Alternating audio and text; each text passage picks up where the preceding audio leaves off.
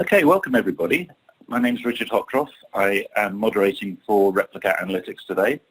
And the topic of the webinar today is an introduction to synthetic clinical trial data, which is the generation of artificial data based on the structures of actual data. And let's have a look at the program. We've got a 1-hour program, so we'll be starting off after I've been introducing the speakers.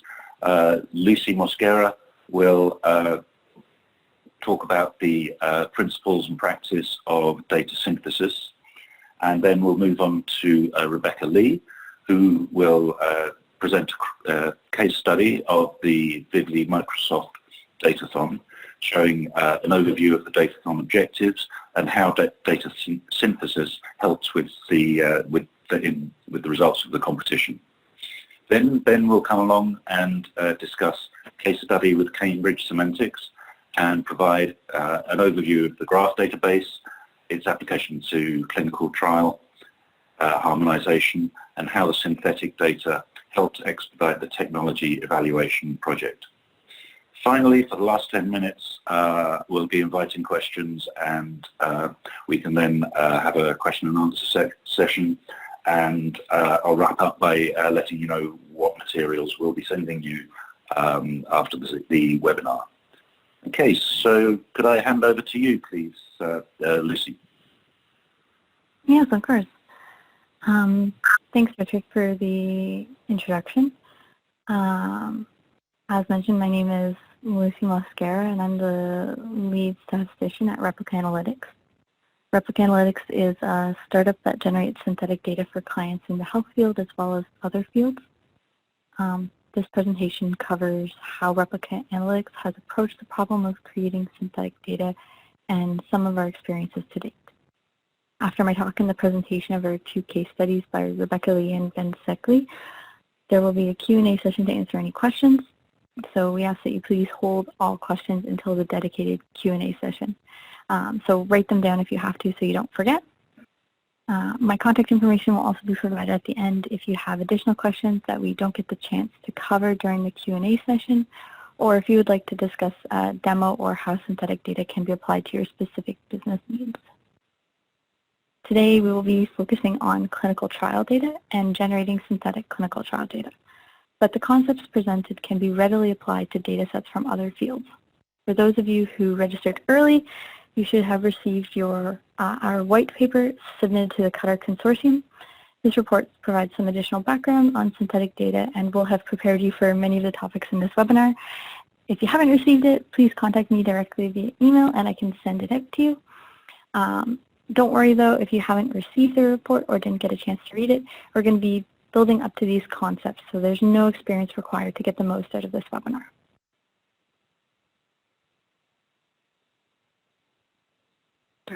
Starting from definitions, synthetic data is data that has been generated from real data to look like or have the same statistical properties as the real data, but is not real data. The basic idea is that you feed real data into a statistical machine learning or deep learning model. This model then learns the structure of the data, and synthetic records can then be sampled from the model. Synthetic data has the same or similar statistical properties as the real data, and we refer to the degree of statistical similarity between the real and the synthetic data sets as the utility of the synthetic data. We quantify this similarity using our utility assessment, which we'll be going into in greater detail throughout this presentation. So given that synthetic records are not real data, it will not have the same privacy risks as real data. When talking about clinical trial data, what this means is that a single record in a synthetic data set does not correspond to a single individual in the original trial. Synthetic data generation and assessing the utility of synthetic data will be the focus of this presentation. But we will be having another webinar in a couple of weeks that focuses on the privacy of synthetic data. An important clarification that I want to make early in this presentation is the distinction between synthetic data and a synthetic control arm. Synthetic control arms are a strategy to generate control arm data for clinical studies using available observational data, such as electronic medical record data. Controls are identified from the electronic medical record using study-specific inclusion and exclusion criteria and are then weighted based on their similarity to the treatment group. This is a fantastic and useful statistical technique, but not at all the focus of today's talk. Today's talk is focusing on synthetic data generation. Digging more into synthetic data, it's helpful to examine the history of it. The field of synthetic data has been around at least since the early 90s. However, synthetic data has gained a lot of interest recently because of two key developments. Firstly, there is greater demand for realistic or real data by artificial intelligence and machine learning analysts, as building AI and ML models requires more and more data. Secondly, techniques for data synthesis have improved quite a bit recently, meaning that the synthetic data available has become quite good. This is, again, due to advances in deep learning. So the images on this slide is an example of synthetic data. These are fake people whose images have been generated using machine learning models. These people look real, but they're not. This is one example of synthetic data you may have seen or heard of in the media. Synthetic data itself can be generated from various different types of data. Each data type comes with different challenges and optimal strategies. Specifically, there's ongoing research on the generation of synthetic images, such as the ones on the previous slide. Synthetic videos are being generated as well. Synthetic audio may be generated for fake voices or manipulating the tone of speech, or even machine-composed music designed to mimic specific genres. Synthetic text can take on many forms, including generating new stories based on examples, or in the healthcare field, synthetic text data is being developed for electronic medical record patient narratives. Use cases for synthetic data are quite diverse. In this webinar, however, we're going to be focusing on structured data, which we take to mean data that comes in data tables with certain numbers of rows and columns, similar to data that you may find in a database. So let's start with a simple example of generating synthetic data using a statewide hospital discharge dataset. This is a basic hands-on example that I hope will help you visualize what's going on when we talk about generating synthetic data, but the techniques in this demonstration are very simple. The dataset we're using for this example consists of all hospital discharge information for a medium-sized state. In this example, we're aiming to simulate three specific variables: the age of the patients at the time that they visit the hospital, the days since their last visit, and the length of stay.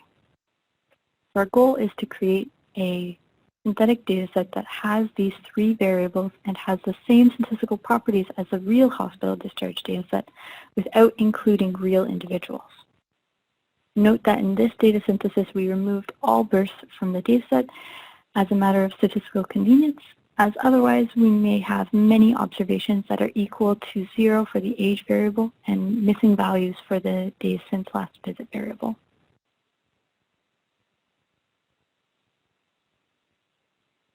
So one of the simplest methods that can be used to generate synthetic data is to use a distribution fitting approach.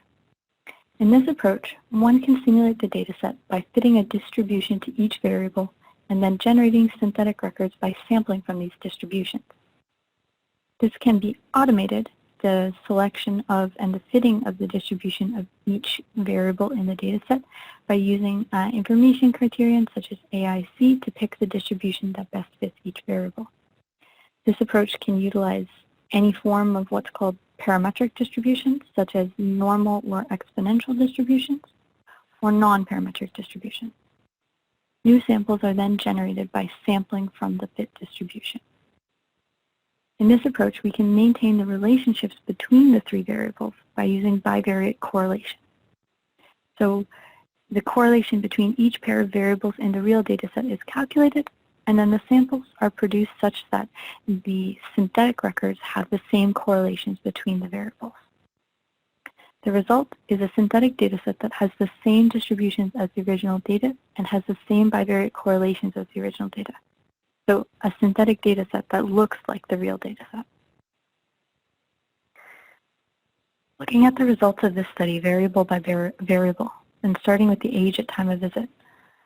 On this slide, the blue plot on the top is the original data, and the red plot on the bottom is the synthetic data generated. The red line on the original data plot is the distribution that has been fit to the real data.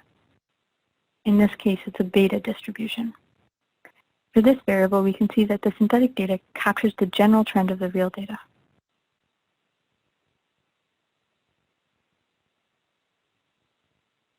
Next, looking at the variable day since last visit, the plots are in the same format with the real data on the top in blue and the synthetic data in the bottom in red. Again, we say that the synthetic data captures the general trend of the real data and that the distribution fit to the real data is a reasonable approximation.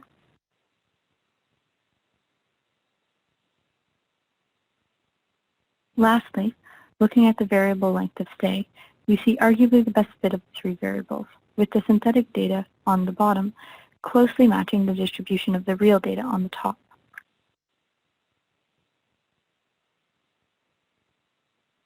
Lastly, looking at the correlations between the three variables, we have correlations observed in the real data followed by correlations observed in the synthetic data in brackets. In this, we can see that the synthetic data has almost the exact same correlations between variables as the real data, which indicates the synthetic data will have some of the same statistical properties as the real data. This example illustrates the simplest approach for generating synthetic data. This will be appropriate when the real data contains few variables that fit common distributions well, or when the analysis of synthetic data will be used for is quite simple, such as summary statistics. In general, synthetic data generation is much more complex, leading to synthetic data that more closely matches the distribution of real data.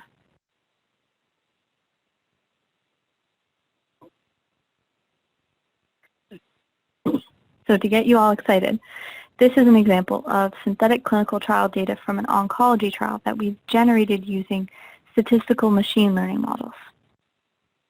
In the figure in the top left, the real data is displayed in the red bars, while the synthetic data is displayed in the teal bars.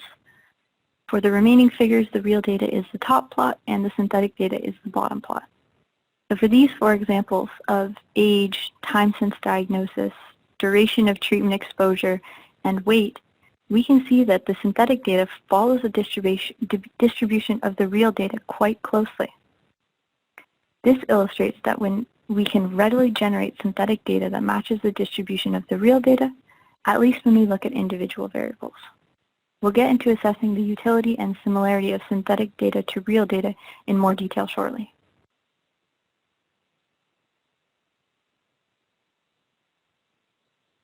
So why should you be interested in synthetic data? The main appeal of synthetic data is that it can facilitate easier access to data. Use cases for synthetic data include technology evaluations, as well as internal and external machine learning innovation projects, and other open data projects. Getting realistic, high-quality data into the hands of data scientists while maintaining data privacy is a major challenge for the healthcare field as it aims to adopt new machine learning methods. Synthetic data is a potential solution to this problem that will allow innovation to happen quicker, resulting in improved care. Outside of the healthcare field, synthetic data can solve the same data access issues, instead resulting in quicker solutions to business problems, resulting in greater return on investment. Synthetic data is one of many potential solutions for these kind of data access problems. Other solutions may include secure computation methods or the use of secure environments. However, the situation where synthetic data truly shines is when you're interested in sharing data in a truly open sense.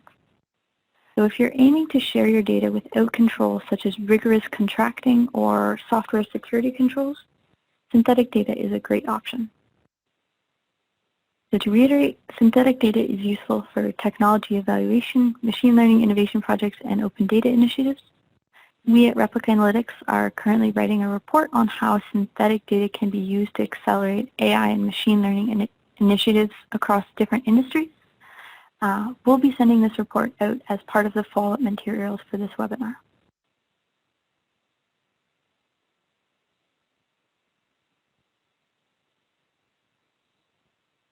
So let's start discussing the actual generation of synthetic data in a bit more detail. High level, one way to generate synthetic data is to use two models, a generator and a discriminator. The generator model looks directly at the real data to generate synthetic records. These synthetic records are then assessed by the discriminator by comparing the synthetic records to the real records and attempting to discriminate between them. Then, based on how well the discriminator is able to separate the real records from the synthetic records, the generator is adjusted or retrained to attempt to make better synthetic records, while the discriminator is adjusted or retrained to try and distinguish real and synthetic records even better. So this is an iterative process that is repeated many times. One thing that's important to consider is just how many times you want to repeat this retraining process. It's important that the synthetic records generated look quite similar to the real records, but we also want to ensure that the generator isn't just copy and pasting the real data. This can be prevented by ensuring that there are reasonable stopping criteria. This ensures that the dataset is not overfit. In terms of the actual models that can be used as the generator and the discriminator, there is a great deal of flexibility. This methodology can be implemented using a variety of methods, including statistical models, deep learning models, and genetic algorithms. An alternative setup for synthetic data generation starts with random data or noise. The generator and the discriminator have the same roles in this situation, with the key difference being that the generator does not have direct access to the real data. This means that the generator only improves at making synthetic data based on the evaluation results from the discriminator. You could argue that in this situation there is a lower risk of the generator just copy and pasting the real data and calling it synthetic data, as it cannot access the real data directly. However, with proper implementation, either of these methods described should be able to generate realistic synthetic data that is not copy and pasted. Again, in this situation, there is a great deal of flexibility regarding the models that may be used to implement this process. Additionally, there are similar concerns for the assignment of the stopping criteria.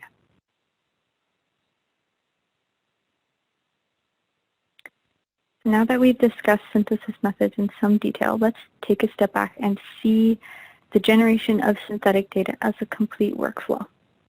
The workflow depicted is the overall process that is used for a combined data generation and privacy assurance framework. The synthesis and utility assessment make up the first part of the workflow, while the privacy assurance makes up the second part of the workflow. Starting off with a real data set from a client and using machine learning tools and algorithms, a synthetic data set is generated. This process is largely automated, so these synthetic datasets can be generated quickly and at scale. The outputs are the synthetic dataset with a report documenting the utility characteristics of the synthetic data. The utility assessment takes into account all possible models that can be built from the data and provides a comprehensive assessment of the utility under multiple realistic conditions. So this utility assessment is able to quantify how similar the synthetic data is to the real data and how useful the synthetic data will be in subsequent analysis. Moving on to the privacy assurance. This process is done after synthetic data has been generated. This requires access to both the real and the synthetic data and uses a privacy assurance model that evaluates the privacy risks in the synthetic data. The output is a privacy assurance report. One quick plug, Replica Analytics has the only complete privacy assurance model and process on the market today. So this framework describes how the different pieces of synthetic data generation fit together. In describing this process, we've intentionally split the data synthesis and privacy assurance pieces. In practice, it's likely a good idea to generate the utility assessment and synthesis report for each data synthesized, as repeatedly showing the utility of synthetic data is essential for building trust with data users. In comparison, the privacy assurance may not need to be run each time a synthetic data set is generated. In particular, if multiple synthetic data sets are derived from a single real data set, the privacy results should be quite similar between the synthetic data sets.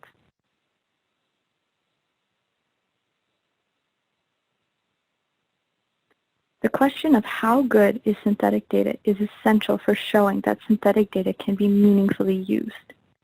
We quantify how good a synthetic dataset is by performing a series of tests on the synthetic data that compare the analysis results that are produced when analyzing real versus synthetic data. This is a good way to assess how good the data is, as it focuses on the analytic value of the synthetic data. There are two slightly different types of utility assessments. There are generic utility assessments, and there are workload-aware utility assessments. Generic utility assessments aim to quantify the similarity of the synthetic data to the real data in a general sense. This can include comparing the distributions of each variable between the real and synthetic data, like the plots I showed earlier in the presentation. In contrast, workload-aware utility assessments are based on the specific intended use for the data. Workload-aware utility assessments test if a proposed analysis will give you the same results when applied to the real versus the synthetic data. The utility assessment framework that we will be detailing includes both generic and workload-aware measures of utility. Our workload-aware measures of utility are repeated for all outcome models in the dataset. This provides concrete evidence that our synthetic data is representative of the real data, regardless of the analysis that the data will be used for.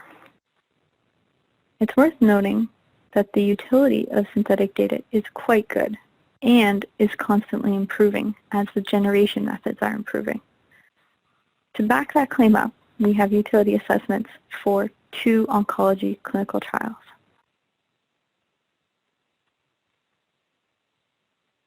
The first oncology clinical trial includes about 700 patients and 130 variables.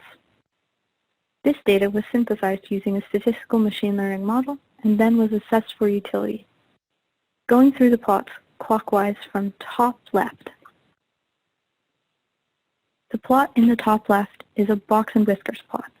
This plot is very popular among us statisticians, but if you aren't familiar with their construction, they're a good way to represent the distribution of a single variable. The thick black line corresponds to the median or the center of the variable, while the box corresponds to the middle 50% of the data. The whiskers and points then represent the top or bottom 25% of the data. The box and whiskers plot in the top left is depicting the differences between the distribution of a single variable in the real dataset and the corresponding variable in the synthetic dataset. We quantify this similarity using a metric called Hellinger distance. We like the Hellinger distance as it is a standardized measure of how similar 2 distributions are. A Hellinger distance of 0 corresponds to no difference, and 1 corresponds to the maximum possible difference between 2 distributions. This metric is similar to KL divergence or relative entropy. In this plot, we can see that for this trial, the Hellinger distance is quite low, meaning that the distribution of each variable in the real dataset is quite similar to the distribution of each variable in the synthetic dataset.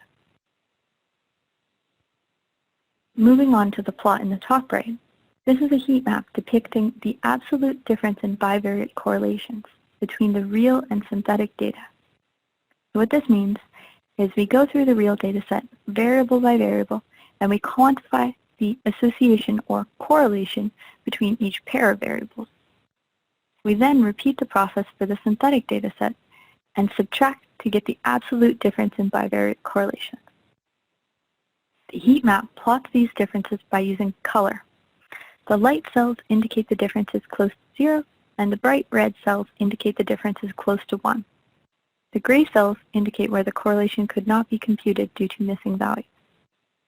For this plot, we want to see a lot of light-colored cells and very few bright red cells, as this indicates the synthetic data maintains the bivariate correlations quite well. In this case, this is exactly what you see. There are many light-colored cells and very few bright cells. The remaining 2 plots on the bottom half of the slide are our all models predictive ability tests. we quantify predictive ability using the area under the receiver operating curve metric. We compare the predictive ability of models built using the synthetic data to models built using the real data.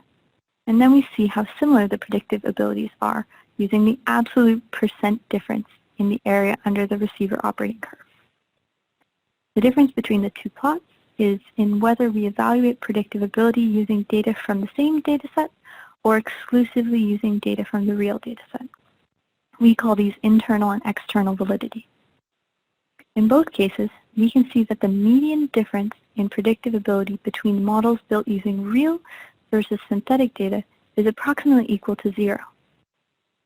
This indicates that for all models, analysis using our synthetic data will give you approximately the same results as analysis using the real data.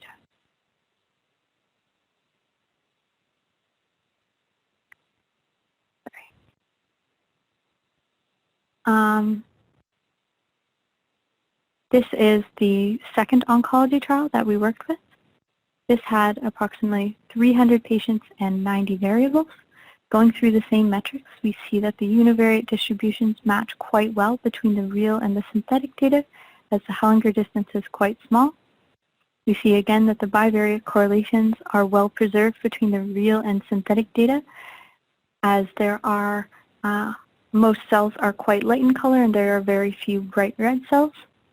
And again, we see that the all models predictive value is very similar between the real and synthetic data.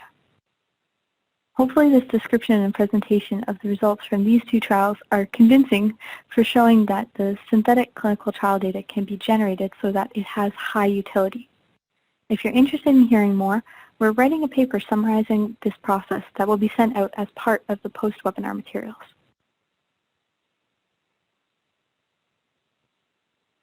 As I mentioned previously, we will be having a webinar that focuses specifically on privacy in a month or two. So just going over this briefly, Replica Analytics has a unique privacy assurance framework to quantitatively assess the risk of meaningful disclosure. So when I say a meaningful identity disclosure for synthetic data, this consists of two assessments. First, assessing the likelihood that an individual record in the synthetic data can be matched to a real person. Then second, if such a match is possible, we need to also quantify the harm of that match. Given that the synthetic record is completely derived from models, it's possible that an adversary who has successfully matched a synthetic record to a real individual will learn nothing new and accurate about that real individual. The combination of these two assessments is essential for quantifying how well a synthetic dataset is able to preserve the privacy of the participant. Again, more on this in a subsequent webinar.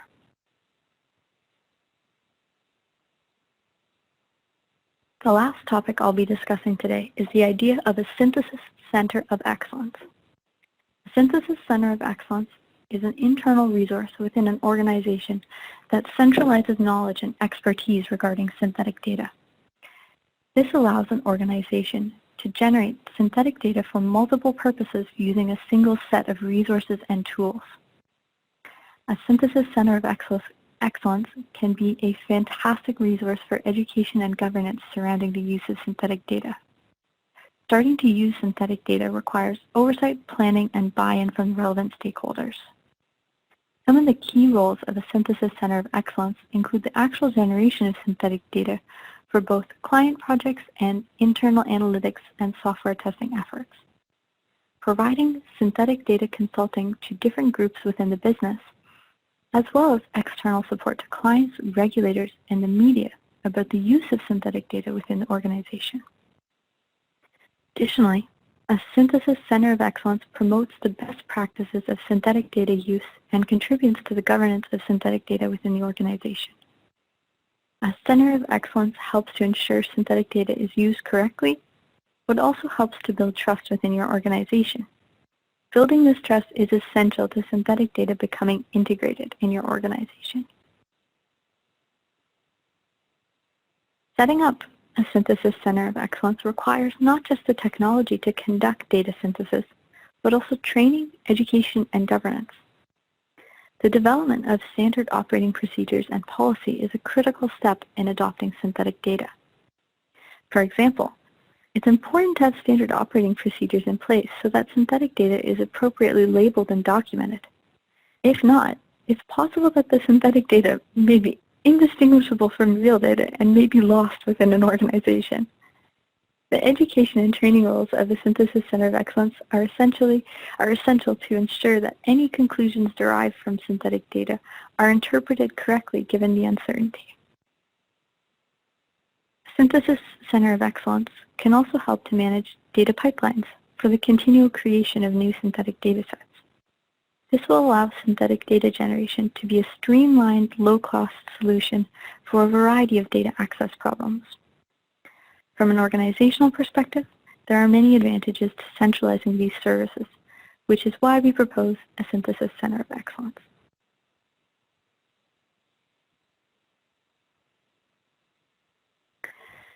The key messages from my talk are that the utility of synthetic data is rapidly improving, that synthetic data generation can be largely automated and scaled, and that the number of use cases where synthetic data is a good solution is increasing.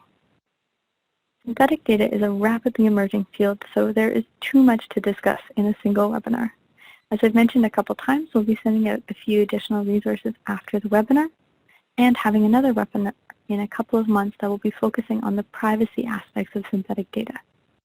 On top of that, next year we will be publishing a textbook on the use of synthetic data in practice.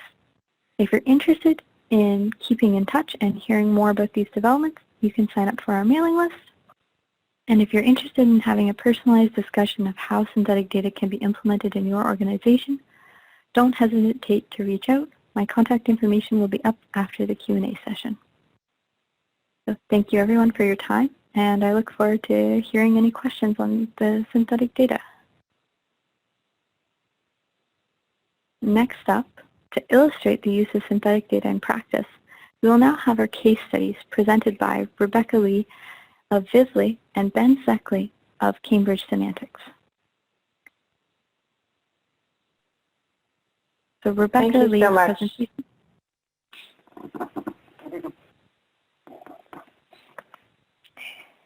Thanks so much, Lucy. Delighted to be here. Today, I know we'll be starting up a video that was really part of our data challenge.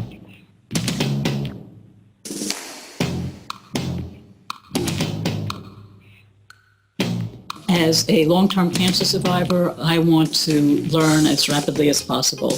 And we can do that by letting researchers have access to each of our data. This datathon is a good example of people with maybe a computational background taking their very technical expertise and applying it to a problem that can really improve people's lives or improve the ability of researchers to help those people's lives. This is one of the reasons that I'm interested in data science and machine learning, because it deals with real world problems, and we can use the power of technology and machine learning and data to solve problems. What we want to do in this datathon is identify ways to balance the privacy needs with the utility of the data. For data to be useful, we have to retain enough of the individual information so we can ask meaningful scientific questions. Datathons are exciting because it's sort of a focus time to work on a problem. Everybody gets the data at the same time at 11 a.m. and then they're off to the races. They've got to submit their report in at 4 p.m. and so we're super excited to see what's going to happen. So today we have over 13 teams that are here participating to see if we can come up with an innovative solution to how we can share rare or small disease patient data more securely, safely, while still preserving utility of that data. This event's important to me because breaking down the barriers of sharing rare diseases is really critical. So these sort of innovative think tank type scenarios, we're working with some of the best and brightest young people to try and break down these issues is really, really great. My background is more on the sharing of the data from the sponsor of the trial background, so the governance of the data and the protection of privacy. So if you have any questions about that. There's so much complexity to this problem. If we can somehow reduce that complexity and focus on a specific part, then maybe we can come up with a good logical solution that is kind of more feasible. the diversity of the different solutions that different organizations had. We have ones that actually could be applied to a bunch of different cases, including like real-world scenarios or even real-time scenarios associated with sharing data. Try to make our product as generalizable as possible. So like different researchers or like different clinicians can hopefully use our platform and in their own way to make their own biological discovery, and then they can share it throughout the world so that as a community we can move one step forward. Some of the roadblocks that we really talked about today, how we can overcome them, is how do you create change? What's that going to mean? It's going to mean improvement to people's health, better access to health care. At the end of the day, it's actually really going to solve problems for real people's lives and make a difference to everyone's health.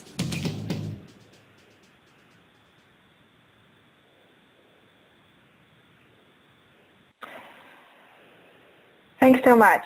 So as we're transitioning to my slides, my name is Rebecca Lee. I'm Executive Director of Vivli. I'm truly grateful for Replica. And if you could reel back, maybe I can do this.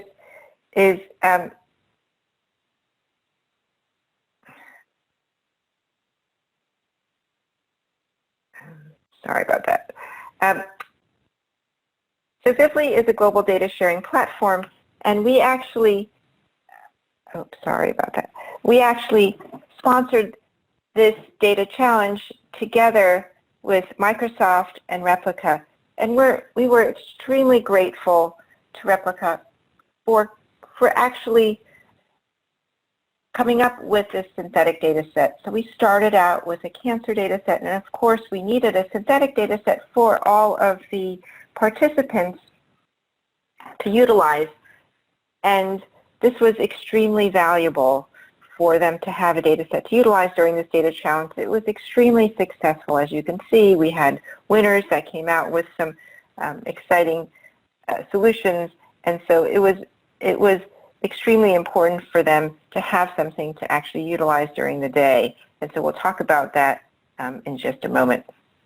Vivli is a global data sharing platform. We are agnostic to disease. We are actually the largest data sharing platform for clinical trials. This is simply a snapshot of the terms that our users search for on our platform, showing kind of the breadth of diseases and that for the community that we serve. So you can see that we hold data from cancer, diabetes, hypertension, and other diseases as well.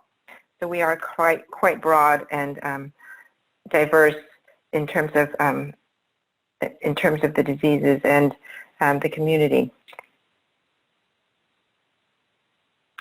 Our members are also diverse. We have members from pharma. You can see AbbVie, GSK, J&J, Takeda, Pfizer, for example. We also have stakeholders from nonprofits as well as universities, including Harvard, Duke, UCSF, and Hopkins. So our members pledge to contribute their clinical trial data from completed clinical trials to the global data sharing platform. And the flip side is users can come to the platform and put in a request for data, and I'll show you how that works in just a moment. So how Vivli actually works is that researchers come into the platform, search the platform for information about available studies. They can put in a request for individual patient-level data, and each data request has been reviewed according to a contributor's publicly stated requirements. Then access is provided. Then the data is approved according to the requests, and approved requests can be accessed in our secure research environment or downloadable upon permission. We are what's called a managed access platform. And then it can be analyzed using robust analytical tools. So data is not not truly usable unless it is paired with tools to harness the power of that data. And then we follow that all the way through the dissemination process. So research results are assigned a digital object identifier. Researchers can use the platform to meet their publication requirements. That's really the cycle from search all the way through dissemination.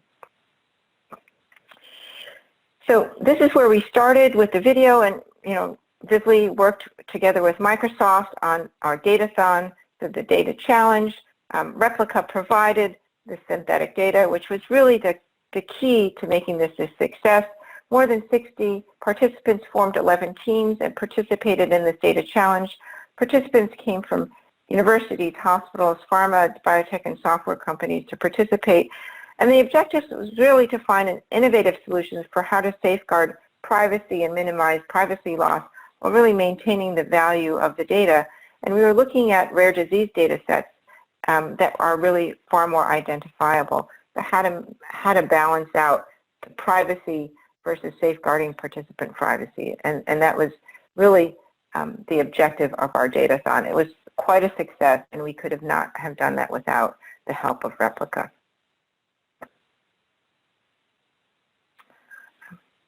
Sorry, but thanks so much. Really delighted to be here and answer questions at the end. Just wanted to introduce Ben, who will give the next segment.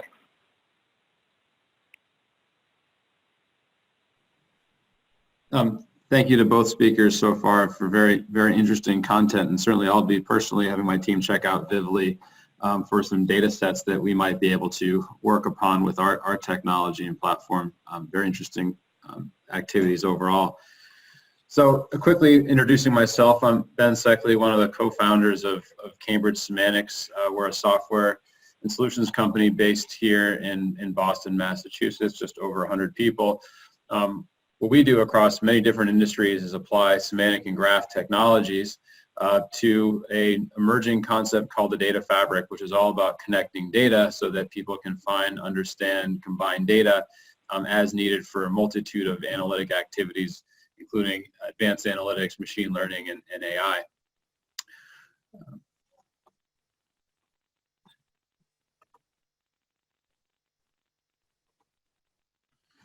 So to give a sense of the types of problems we solve, I grabbed this image from IQVIA's recent investor presentation that really highlights that siloed data in particular is a key driver of challenges in all kinds of business areas. In this case, they're specifically talking about clinical activities. So the challenges around all the data related to clinical trials, living in multiple systems, being in different formats, if not addressed, leads to downstream impacts on the effectiveness of the trial and ultimately on the impact on patient lives, which is the most important part of all.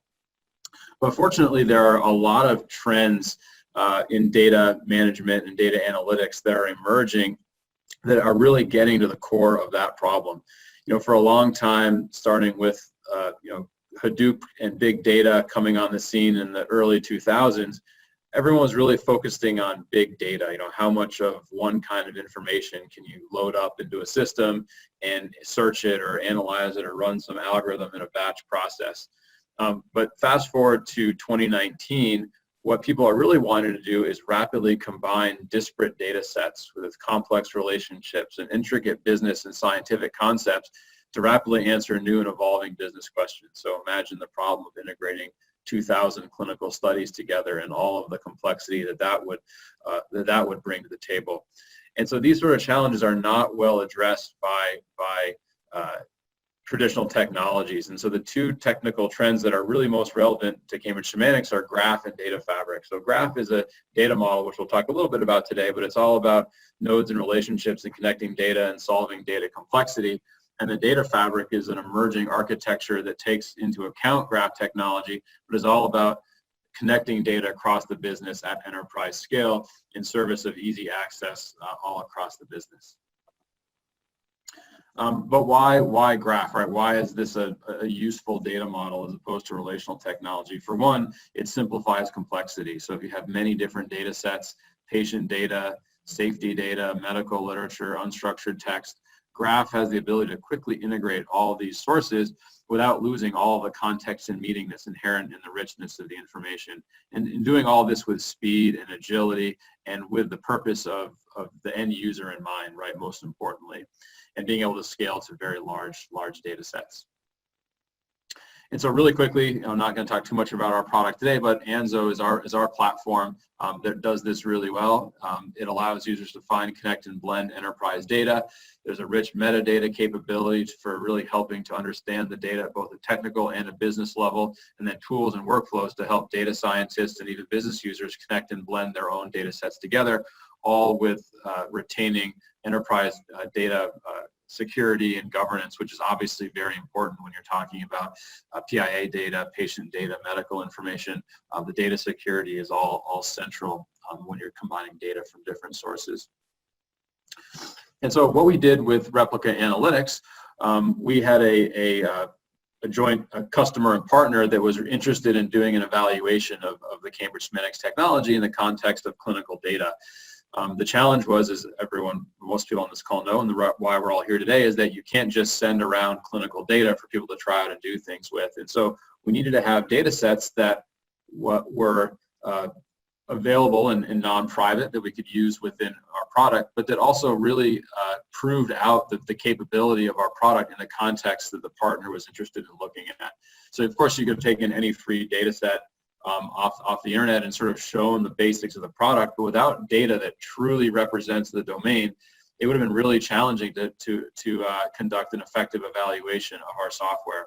And so by using the data from Replica Analytics, which was 2 synthetic clinical studies across 12 CSV files, we're able to show that we could blend the data into a common model, find insights across the studies, drill down and perform some analytics, and really show the power of the approach of our technology in a very short period of time without having to go through a lot of data privacy or having to install the software in a secure environment. It really helped us move quickly, and that was very important to us with what we were able to do. So we were able to actually take the data that was provided by Replica Analytics and map it into an SDTM standard by conforming the 8 study domains across the 12 different files.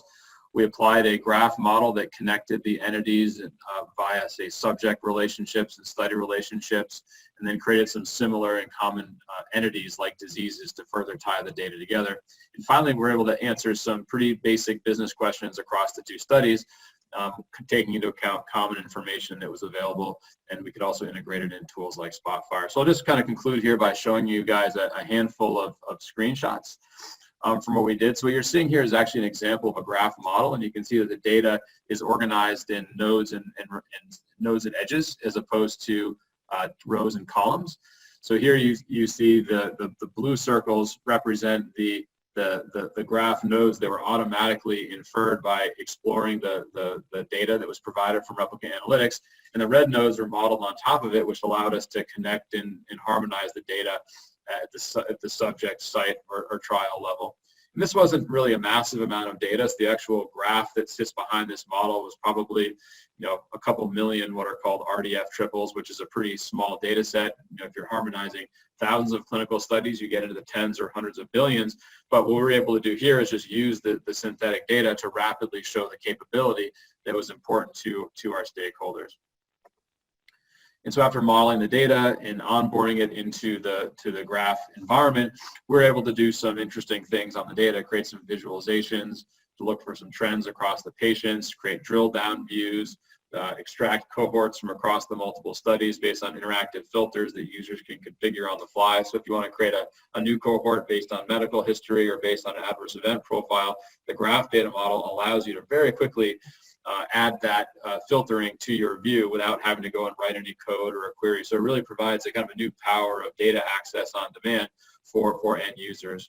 And of course, because it is a graph database, you do have some unique visualizations that are really relationship focused on different ways that you can look at the data.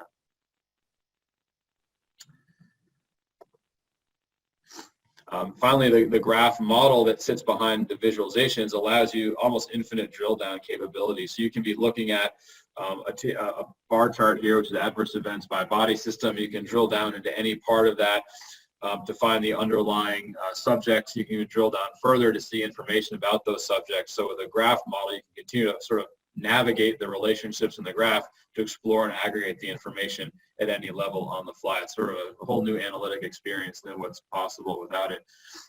But what's really important about the graph is that you're integrating data from a lot of sources. And once you've done that, there are many different ways you can analyze the data.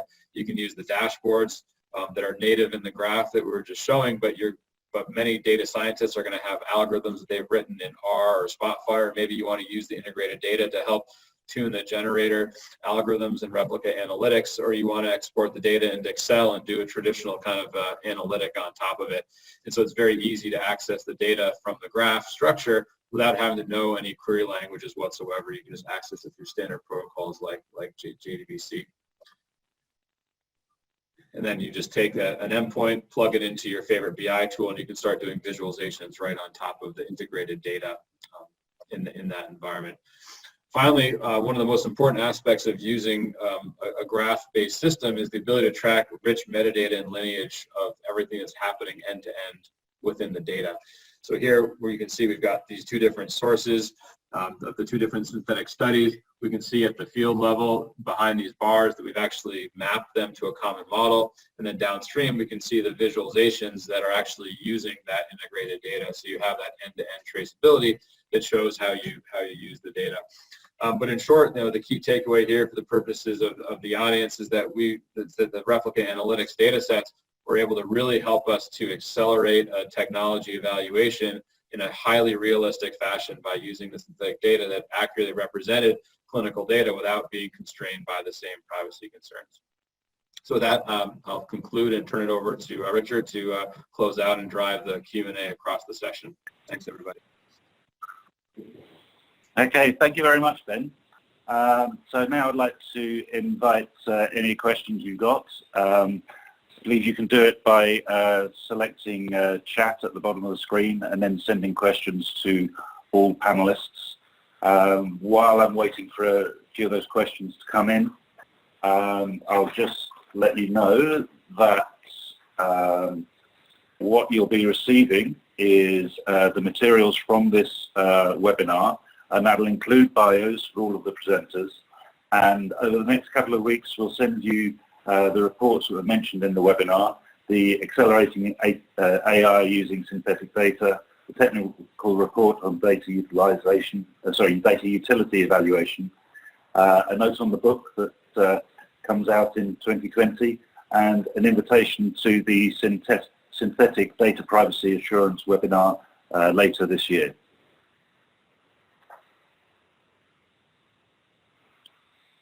Next steps, if you want to find more about synthetic data, you can contact us at info@replicaanalytics.com, and you'll be asked to receive an opt-in for more information.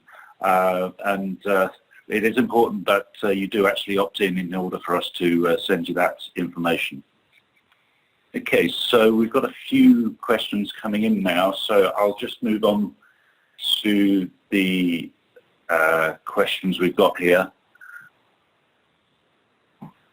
So the first one I've got here is, do you have to identify the keys or the identifiers which you are concerned about for synthetic data generation? Lucy, perhaps you'd like to respond to that. So no, you don't have to identify keys or identifiers to generate synthetic data. Like I mentioned, in terms of governance, it can be a good idea for, especially if you have patient IDs, for you to synthesize them separately so that they're going to be distinguishable from the original IDs.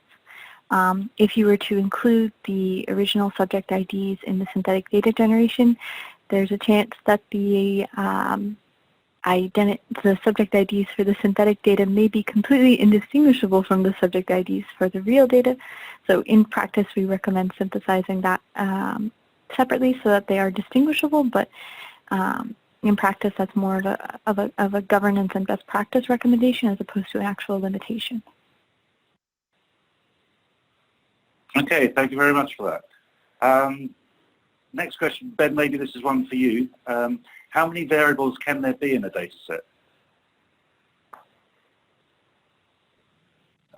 So we've, really depends on how many studies you have and how much overlap there is. In a recent trials we did with a client, we, looking across a couple thousand studies, there were 2.6 million variables across the studies, over which there were about 120,000 unique variables. And so the graph in itself can scale pretty arbitrarily large to accommodate as many variables as are required. Okay, thank you very much. And Rebecca, maybe you'd like to respond to this one. Is synthetic data considered not personal information? So I'm happy to take a stab at that, and I'm also, of course, happy to have Lucy help in. My understanding is it would not be considered personal data because it has been decoupled, and the process by which it has been transformed, it would no longer be considered personal data. But I'd love to hear how Lucy responds as well. No, I agree. So since synthetic data is not based on real individuals, then it's not real personal health information. This is something that we're definitely going to be exploring and kind of justifying more in the webinar that focuses on the privacy aspects of synthetic data that we'll be having in a couple months. So if you want to hear more, sign up for our mailing list so you can join that webinar too. Okay, thank you very much. And we've got another question which is definitely directed at Ben. For the case study, was the synthetic data generated based on customer data? So I actually don't know if I can answer that question. We were just provided the data. I don't know if Lucy would have an answer to that question. So the synthetic data was generated based on 2 oncology clinical trials. So not customer data, but clinical trial data. Okay, thank you. And we've got time for just one last question. Do you still check the patient consent of your reference data set when reusing it to build the synthetic data? Lucy, perhaps you could respond to that? Yeah, so the idea of informed consent with clinical trials is definitely an evolving concept. For synthetic data generation, we lean on the same ideas of implicit consent for secondary use of clinical trial data. So when patients consent to the study, there's often kind of a generic clause that discusses secondary uses for the data collected. And so that is kind of the clause that also encompasses synthetic data use, or synthetic data generation. Rebecca, do you have any additional thoughts on this matter? No, I think that was well said, Lucy. Thanks. Okay, maybe we've just got time for one more. The question is, how difficult is it to overlap several clinical trials and then produce a synthetic data set from them? I'll open that first to Lucy, and then maybe Ben and Rebecca might want to comment too. Yeah, so replica analytics and our synthetic data generation doesn't really have the same capabilities as Cambridge Semantics for clinical trial data mapping. So if we were able to get Cambridge Semantics to help us with the pre-processing to overlap the clinical trials in the first place, then it would be relatively easy to generate synthetic version that has a combination of trials in the original data set. But the mapping itself, you might need to call in Cambridge Semantics for. Okay, thank you very much. I've just seen the time, so perhaps we'll wrap it up there. If you'd like to find out more about data synthesis and replica analytics, please contact info@replicaanalytics.com, and you can see Lucy's, Rebecca's, and Ben's emails here if you wish to contact them directly. I'd like to thank all of you for participating in this webinar. We had a very high response, so it's very clearly an area of great interest to all of you. Thank you very much.